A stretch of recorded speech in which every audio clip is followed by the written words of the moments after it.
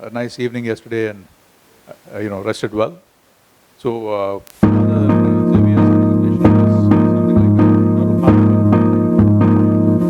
won't be able to.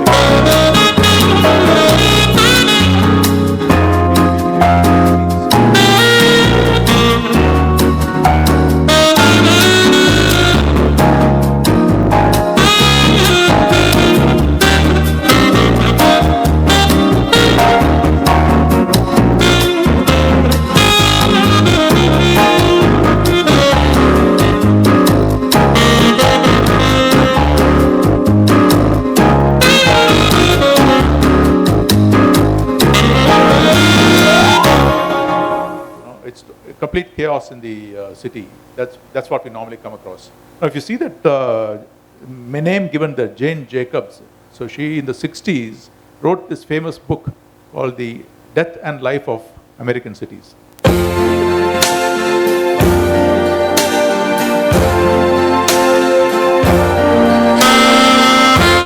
So what she has said, I recently saw a documentary on her, where she says that all the chaos of what we see as the chaos of the city is actually the life, because it has its own way of coming into some kind of equilibrium, and the city moves on. So that's how it works. So what we say as chaos is actually order. That's her contention. So now the big story in Jane Jacobs' case is that she fought a highway that was proposed to be built through New York City. So she mobilized the community and she saw to it that a highway is not built. So why is this important? So when we want to make our cities vibrant, economically prosperous, our prospects are all there, the pattern of our urbanization is nothing of what we want to do under SDG 11, making them safe, sustainable, orderly, that kind of thing. Because it's this lack of order, lack of sustainability, which is actually making the cities very difficult to, live in these days. Because there simply is not enough of various things being put in, like housing, transport, which we will momentarily go into in a little more detail, and other services. There's simply not even enough circulation space for mass Indian cities, which are exceeding in population of, let's say, 1 crore of people, so the big cities. On top of this, we have two major issues that are affecting us, which is pollution, which is comprehensive. If we go to the last point there, 63 of the 100 most polluted cities in the world are with us. It's not, very good metric to figure, but then we are there. And China has, remarkably got over this problem to a great extent. Beijing, for instance, they used the Olympics first, and then they've continuously built on that. And they've cleaned up their air quite a bit, while we are struggling to do that. Even this year, Professor Sukhpal, I was talking to him informally, he was saying that the stubble burning is happening, and so it affects the air over a large part of the Gangetic area, where it moves east and goes right up to Bangladesh. So this is the context in which we live today. Next, please. Next slide, please. So as I mentioned, it's functional anarchy at its best. But the big problems that we face is property speculation is driving up housing costs and sprawl. Cities are unequal spaces due to market-driven costs in education and healthcare. So this is, I think, the most neglected element in life in cities. I come from Tamil Nadu, which is one of the more advanced states in India, so which has a tradition of building a lot of public facilities in terms of government schooling, in terms of food provision. All these are much better run in Tamil Nadu and in Chennai, which is a capital city of about 1 crore of people now. So we find that these costs of education and healthcare essentially add to the lack of safety, sustainability, and resilience in an urban context in any city. So this is something that it has to be tackled at the level of comprehensive plans, master plans for various cities, which we are not very strong at building so far. Even if you have a master plan, you're not able to implement it fully. So these master plans have actually a lot of internal components. Like Chennai is now working on its third master plan for an area of about 4,000 square kilometers.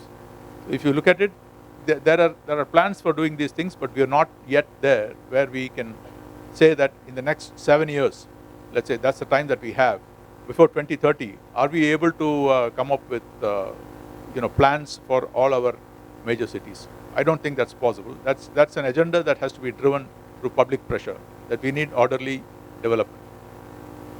So the other point is excessive dependence on NGOs, in policy making. So this is a somewhat, controversial topic. Some people might say that no, NGOs play their role.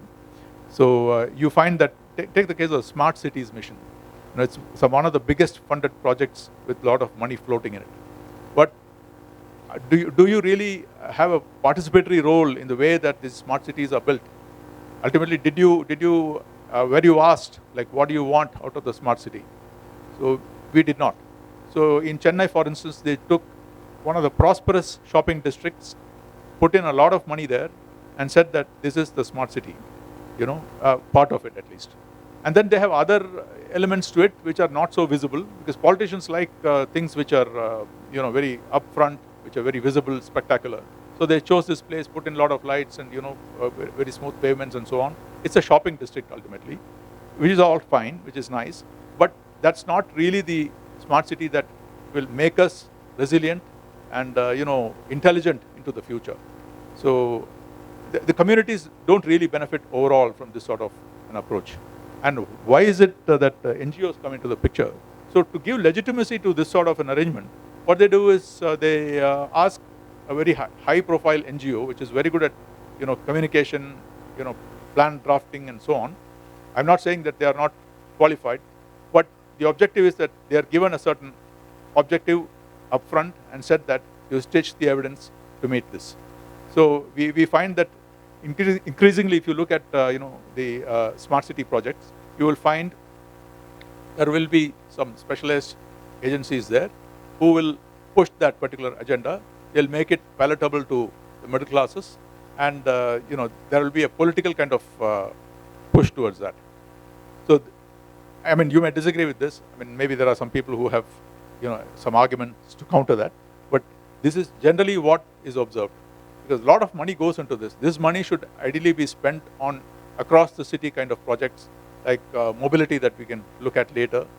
So water supply, for instance, is it really benefiting from this sort of approach? So rather than the spectacle, we need systems in place. Yeah. So can you just go ahead, please? So briefly, this is I'll just go into one of the aspects there, which is that the new urban economy requires reskilling of workers to make them resilient. This is from the UN Future of Cities report, which is a document that you can read online. So resilience comes from preparing the population, which requires people to be trained. So the cities have to essentially devote attention to this aspect of it. So we can go ahead. So, okay, I'll conclude with this. Mobility. which is a favorite topic of mine, because without mobility, cities don't really function. So, I mean, let's hit the argument straight. We need more buses, right? The buses are the least difficult piece of urban infrastructure to implement because they're off the shelf. They're off the shelf, and you can deploy them with very minimal modification of the other physical arrangements of a city. But do we have enough of it? If we had this, the allocation of space for buses, then we wouldn't be this dependent on private automobiles, because everybody is buying a two-wheeler now almost, because that's